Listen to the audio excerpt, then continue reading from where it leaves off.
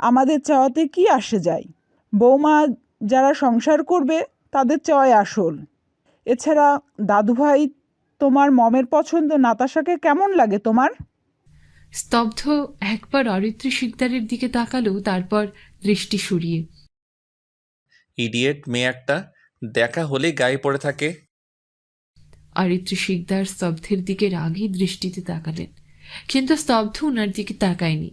রাহেলা বেগম বললেন, দাদুভাই কি হলো? বউকে নিয়ে এসো। মেয়েটা নতুন এসেছে এই বাড়িতে, স্বামী হিসেবে তোমাকেই তো সবটা চেনাতে হবে। রাতুল শিকদার স্নিগ্ধতাকে নিয়ে এসে। ওর আর যাওয়ার দরকার নেই, আমি আমার ছেলের বউকে নিয়ে আসলাম। রাতুল শিকদার স্নিগ্ধতাকে সাথে করে খাবার টেবিলে আসলেন। স্তব্ধ স্নিগ্ধতার দিকে তাকিয়ে দৃষ্টি সরিয়ে নিল।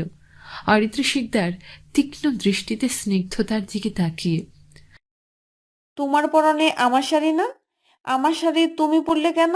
পেলে কোথায়? সবাই স্নিগ্ধতার দিকে তাকিয়ে আছে। স্নিগ্ধতার পরনে অরিত্রী শিকদারের শাড়ি।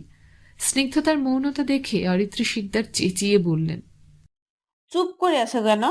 বাড়িতে আসতে না আসতেই আমার শাড়ির দিকে নজর দিলে? আমি জানতাম না এটা আপনার শাড়ি।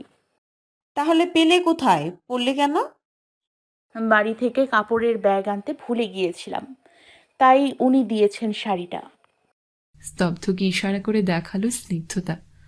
অরিত্রী বিস্ময় ভরা দৃষ্টিতে স্তব্ধের দিকে তাকাতেই স্তব্ধ বলল, মম, শাড়ি নিয়ে ঝামেলা করো না তো। তুই আমার শাড়ি কেন দিলি ওকে? তোমার শাড়ি দিব না তো কি আমার প্যান্ট শার্ট দিব? ওর কাছে ছিল না বলেই তো তোমারটা দিয়েছি। রাতারাতি আমার ছেলে বউ পেয়ে বদলে গেল। আমার এত দামি শাড়িটা এই মেয়েকে দিয়ে দিল। এই দিন দেখার জন্য আমি বেঁচেছিলাম। এই ছিল আমার কপালে, বুঝেছি। তোর বাপ আর তোর বউ মিলে তোর মাথাটা খেয়েছে। স্নিগ্ধতা অবাক দৃষ্টিতে অরিত্রী শিকদারের দিকে তাকিয়ে আছে। অরিত্রী শিকদার খাবার রেখে চলে গেলেন। স্তব্ধ মায়ের পেছনে ছুট লাগালো। রাতুল শিকদার মৃদু হেসে বললেন, তোমার শাশুড়ি মা একটু রাগী, তবে মনটা অনেক ভালো। ওসব মেনে নিও না, খেতে বসো। ওনারা তো ঠিক মতো খেলেন না। স্তব্ধ আছে না, ছেলের কথায় গলে গিয়ে একটু পর ঠিক খেয়ে নিবে। আচ্ছা, আমি তাহলে আপনাদের পরিবেশন করি। করো তাহলে, আগে পরিচয় হয়ে নাও। ইনি তোমার দাদি শাশুড়ি। স্নিগ্ধতা রাহেলা বেগমের দিকে তাকালো। এতক্ষণ লজ্জায় কারো দিকে তাকায়নি, তাই দেখাও হয়নি। রাহেলা বেগমের মাথায় কাঁচা পাকা চুলে ভর্তি, চুলগুলো খোপা করা, অনেক ফর্সা চামড়া কুঁচকে গেছে। স্নিগ্ধতা মৃদু হেসে, আসসালামু আলাইকুম। ওয়ালাইকুম আসসালাম। নাম কি তোমার? স্নিগ্ধতা ওয়াজেদ, সবাই স্নিগ্ধা বলে ডাকে। মিষ্টি একটা নাম, কিন্তু আমি তোমাকে নাতবো বলেই ডাকবো। কি বলো? আচ্ছা। আমার খাওয়া শেষ, তুমি খেয়ে আমার ঘরে এসো। স্নিগ্ধতা মাথা নাড়িয়ে উত্তর দিল। রাহেলা বেগম উঠে ঘরে চলে গেলেন। স্নিগ্ধতার কথা বলার ধরন তার ভালো লেগেছে, মুখ দেখেই বোঝা যাচ্ছে। রাতুল শিকদার উঠে গেলেন, অফিসে যাবেন তিনি। সবাই যেতেই স্নিগ্ধতা টেবিল গুছাতে লাগলো। খেতে ইচ্ছে করছে না, তাই এটো বাসনগুলো রান্নাঘরের দিকে নিয়ে যাচ্ছিল। সালেহা তাকে বাধা দিয়ে, কি করেন এগুলা? দেন, আমি নিয়ে যাই। আমি নিয়ে যেতে পারবো। কেউ দেখলে? কিছু হবে না আন্টি। বলিয়ে স্নিগ্ধতা সবগুলো রান্না ঘরে নিয়ে ধুয়ে রেখে দিল। তারপর সালেহার কাছ থেকে জেনে রাহেলা বেগমের কাছে গিয়ে বলল, আসবো? এসো। স্নিগ্ধতা ভেতরে গিয়ে দাঁড়ালো। রাহেলা বেগম বললেন, দাঁড়িয়ে আছো কেন? আমার পাশে বসো। স্নিগ্ধতা বাধ্য মেয়ের মতো বসতেই রাহেলা বেগম আবারও বললেন, স্তব্ধ দাদুভাইয়ের মতো তুমিও আমাকে দিদান বলে ডাকবে, আর যখন ইচ্ছা আমার কাছে চলে আসবে। এসব অনুমতি নেওয়ার দরকার নেই। স্নিগ্ধতা হেসে, আচ্ছা দিদান। বাড়িতে কেউ যদি কিছু বলে তাহলে আমাকেই বলবে। আচ্ছা। আচ্ছা আচ্ছা করছিস কেন? আমার মাথায় একটু তেল দে তো, মাথা ভার হয়ে গেছে। এই প্রথম কেউ ভালোবেসে তুই সম্বোধন করায় স্নিগ্ধতার মনটা উৎফুল্ল হয়ে উঠল। ড্রেসিং টেবিল থেকে তেলের বোতল এনে যত্ন সহকারে রাহেলা বেগমের মাথায় তেল মালিশ করে দিতে লাগলো। রাহেলা বেগম প্রশান্তিতে চোখ বন্ধ করে আছেন। অরিত্র শিকদার মুখ গোমড়া মুখে বসে আছেন। বিছানায় স্তব্ধ একপাশে বসে মায়ের মতি গতি দেখছে। অরিত্র শিকদার আর চোখে ছেলের দিকে তাকিয়ে, এভাবে তাকিয়ে আছিস কেন? দেখছি আর ভাবছি, কি? আমার মম একটা শাড়ির জন্য এভাবে রেগে আছে। শাড়ির জন্য রাগিনি, তোর কর্মকাণ্ডে কষ্ট পেয়েছি। একটা অপরিচিত মেয়েকে আমার শাড়ি দিলি? ওর কাছে ছিল না তাই তোমার শাড়ি দিয়েছি। এছাড়া ও তো তোমার ছেলের বউ। অরিত্র শিকদার চোখ বড় বড় করে, তুই মেয়েটাকে মেনে নিয়েছিস? স্তব্ধ। মানলেও সে আমার বউ, না মানলেও সে আমার বউ। বিয়েটা হয়ে গেছে। প্রথমে মেয়েটার উপর অনেক রাগ হয়েছিল, কিন্তু বুঝতে পারলাম ওর উপর রাগ করে লাভ নেই। ও পরিস্থিতির শিকার। আর আমাকে ড্যাড জোর করে বিয়েটা করিয়েছে। অরিত্র শিকদার চুপ করে ছেলের কথা শুনছেন। স্তব্ধ থেমে আবারও বলতে লাগলো, অযথা খারাপ ব্যবহার করে কি হবে মম? মেয়েটার কষ্ট একবার ভাবো, হুট করে বিয়ে ভেঙে গেল। তার উপর অপরিচিত একটা ছেলের সঙ্গে বিয়ে হবে, অপরিচিত এক জায়গায় আসলো। প্লিজ বকাঝকা করো না। কি করব না করব তোর কাছ থেকে শিখবো না? আমি তোকে পেটে ধরেছি, বুঝলি? খুব শীঘ্রই তোদের ডিভোর্সটা করিয়ে ফেলবো। আজই আমি উকিলের সঙ্গে কথা বলবো। স্তব্ধ আর কিছু বলল না। বসা থেকে উঠে মায়ের ঘর থেকে বেরিয়ে গেল। কি বা বলবে? সে তো নিজ ইচ্ছাই বিয়েটা করেনি, আর অপরিচিত কারোর জন্য মায়ের বিপক্ষেও যেতে পারবে না। রাতুল শিকদার দুপুরে বাড়িতে চলে এসেছেন, তাই সবাই একত্রে খাবার টেবিলে খেতে বসেছে। স্নিগ্ধতা সবাইকে খাবার পরিবেশন করছে।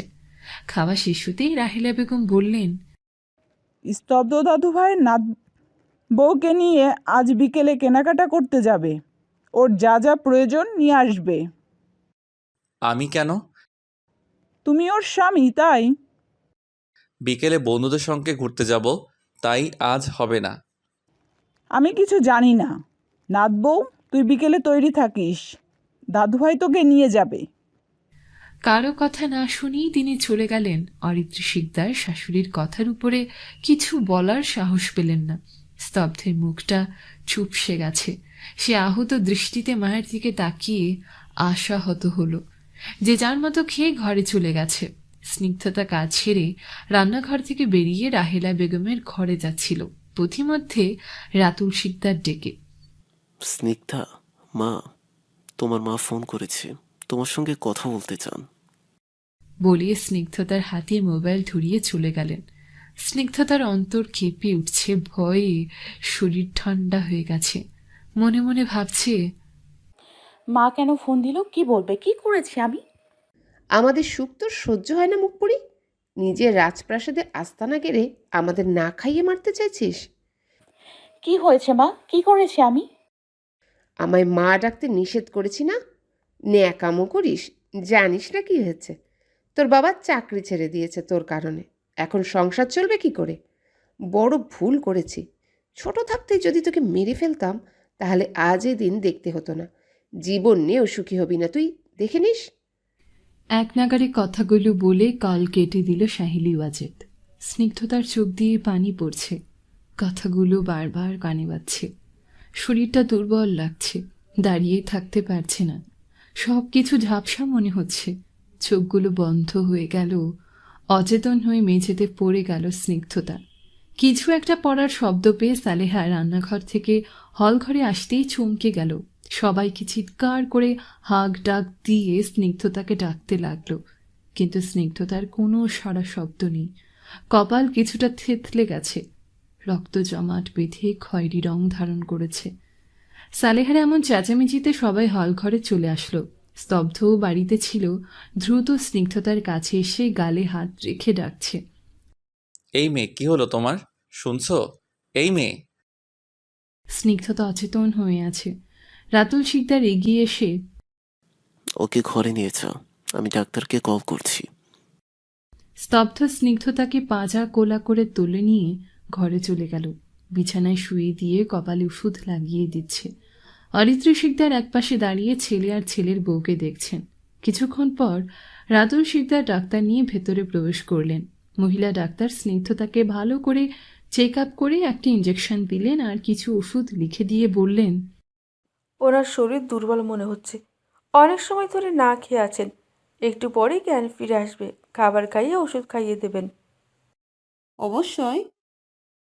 ডাক্তার উঠতে যাবেন তখনই আবারও বসে স্নিগ্ধতার হাতটা ভালো করে পর্যবেক্ষণ করতে লাগলেন। রাতুল শিকদার জিজ্ঞেস করলেন, কি হয়েছে ডাক্তার? এই আঘাতগুলো কিসের? মনে হচ্ছে কেউ কিছু দিয়ে মেরেছে। সবাই এবার সেদিকে নজর দিল। স্নিগ্ধতার হাতে বেশ কয়েক জায়গায় লম্বা দাগ রয়েছে, জায়গাগুলোতে কালচে দাগ পড়ে গেছে। ডাক্তার তীক্ষ্ণ দৃষ্টিতে স্তব্ধের দিকে তাকালো। স্তব্ধ ডাক্তারের চাহনি বুঝতে পেরে বলল, আমার দিকে তাকাচ্ছেন কেন? আমি এসব করিনি।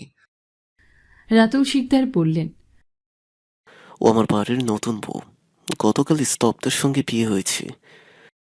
ডাক্তার চশমা ঠিক করে দাঁড়িয়ে পড়লেন আর বললেন,